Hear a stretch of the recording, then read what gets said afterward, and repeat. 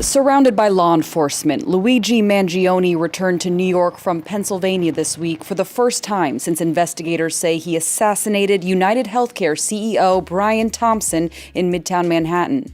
The 26-year-old suspect faces state charges, including murder as an act of terrorism. As we see nonstop coverage of the Luigi Mangione United Healthcare CEO story, I'm not gonna lie, this is how you can tell the news is owned by billionaires, because the news was like this devastating, terrifying, harrowing attack in New York. And I'm not saying, look, a murder did take place. I'm not saying that it couldn't have been those listed as those things. I'm just saying you're the news. Like, you are the mainstream media. You play horrific stuff all the time. You're the same news that when those pages were going off on those people in the Middle East exploding, you were like, check this out. Isn't that wild?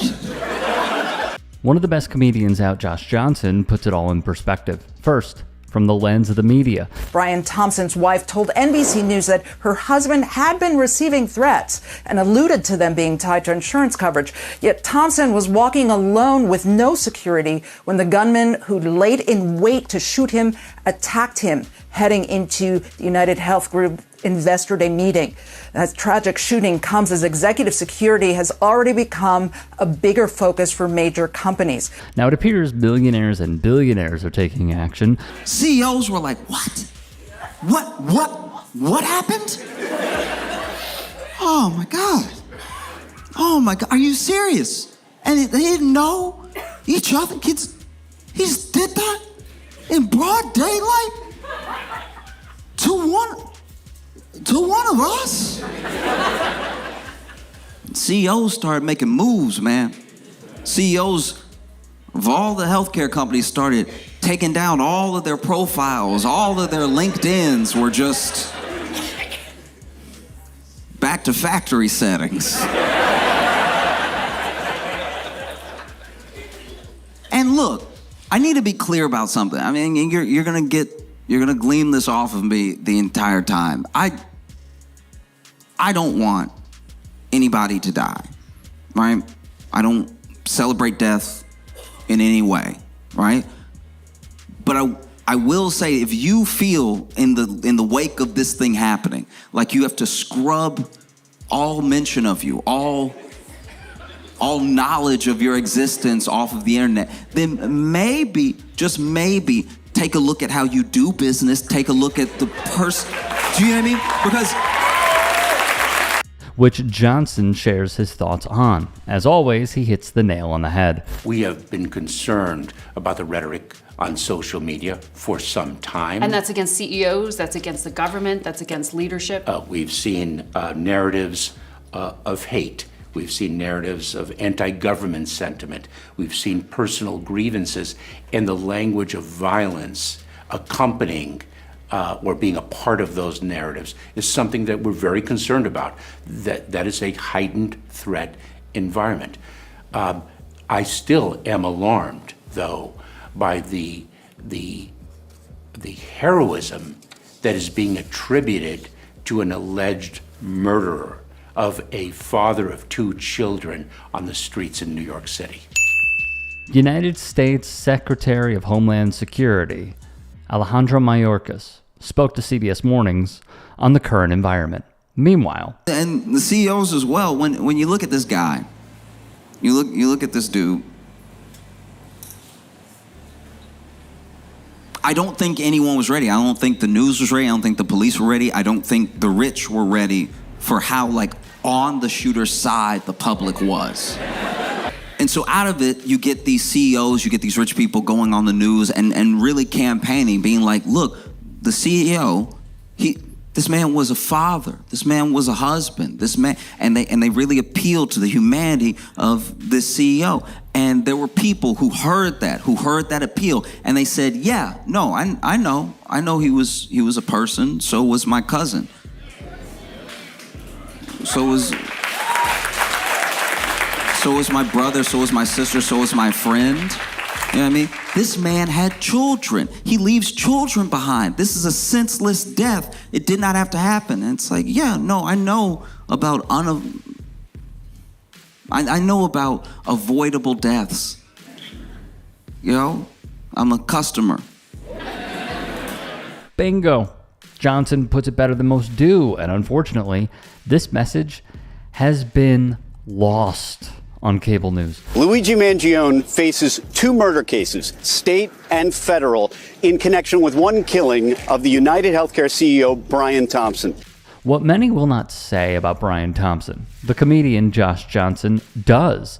And it's important to understand why. We know that murder is wrong. We know that death is a tragedy, right? Because to me, personally, when I look at any death, when I look at any killing in that way, I personally look at it as a loss and a tragedy, because as long as someone is alive, there's potential. There's potential to turn things around. There's potential to change. And then if you lose that potential, then your story gets cut short and maybe things would have turned around. I'm not saying that they would have, but the thing that we're all wrestling with is that a murder did happen. Someone killed someone in cold blood. They just didn't kill an innocent man. Do you know what I mean? That's also what feels so conflicting about it. Like, a killer killed a killer. This dude was the CEO. A lot of people died under his watch, through his policy, through what United Health does. See, corporate America, capitalists, etc., will not view Thompson and other healthcare CEOs as just that, but it is unequivocally true to say they are. These are people controlling our lives by sucking the dollars out of our accounts so we have a chance of just living. Our mission and values are focused on helping people live healthier lives and making the health system work better for everyone. Johnson also touches on Thompson as in the actual person and how his own company seemed to care less. But this dude, make no mistake, he was a killer. He was such a good killer that the company was like, damn, Brian. Damn, you cold-blooded. We need to make you CEO. Wow, you don't care. You don't care at all. Women, kids, you get them all. Wow, Brian. He got promoted the way a gang member becomes a leader, you know? Brian was just a representative, by the way. That dude just is one of the dudes. Nothing changed. He's one of the dudes. And he can be one of the dudes because the system's already there. A system, by the way, who didn't care about Brian either. That man was headed to a meeting when he was murdered. And investors still had the meeting.